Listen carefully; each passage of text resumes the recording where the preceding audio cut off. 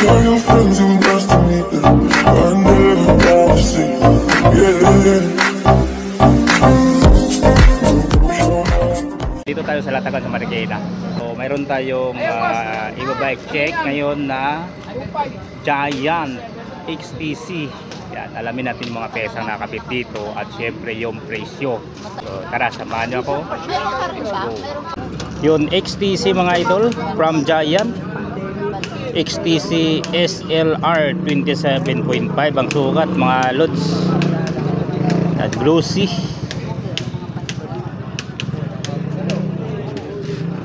Tapered head tube mga idol.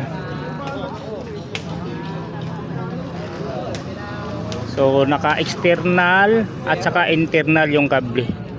Yan, ang isang kable dito baba dumaan sa down tube, yung dalawang kable RD at saka yung hydraulic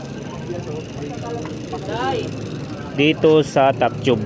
Yung top tube dito kumorba ng konti dito banda side tube ano. Yan.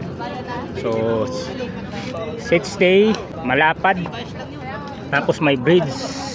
Tapos andito yung ano niya, model XTC Alox SLR. Yan. So visible yung mga hinang nito mga idol ah. So mayroon pang mount dito. Tapos mayroon siyang ano dito, mount for battle cage. Yan.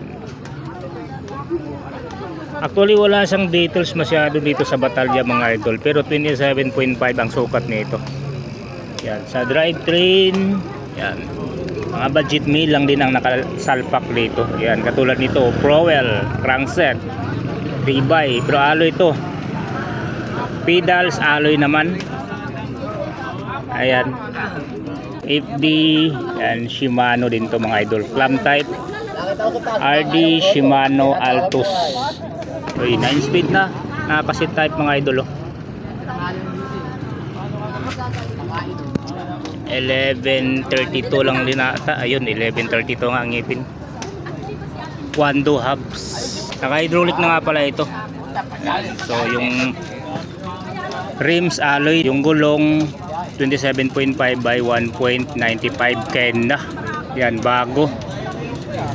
Tapos Raider yung valve. Seat post Giant dual lock. Ito ang kanyang saddle oh. Active zoom. Yan, side set Ginea. Yan. Tatlong spacer sa taas, sa baba isa. Stem Giant. Maiksi lang yung handlebar mga idol. Giant pa rin. Hydraulic Shimano. Shifter Shimano Altus.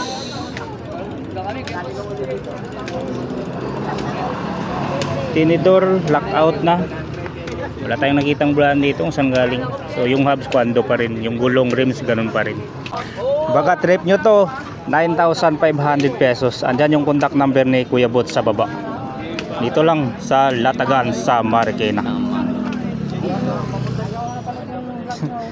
Yun, mayroon ditong specialized. Ito repaint to mga idol. Rekta na tayo dito sa presyo 25,000 pesos. Siguro naman under nego pa to kasi segunda mano naman eh. Ya, anong sukat ito kuya? 48 46. 48, 46. Oh, internal cabling oh, carbon yung tinidor mga idol oh. So ang karga nito Shimano Tiagra. Ayan.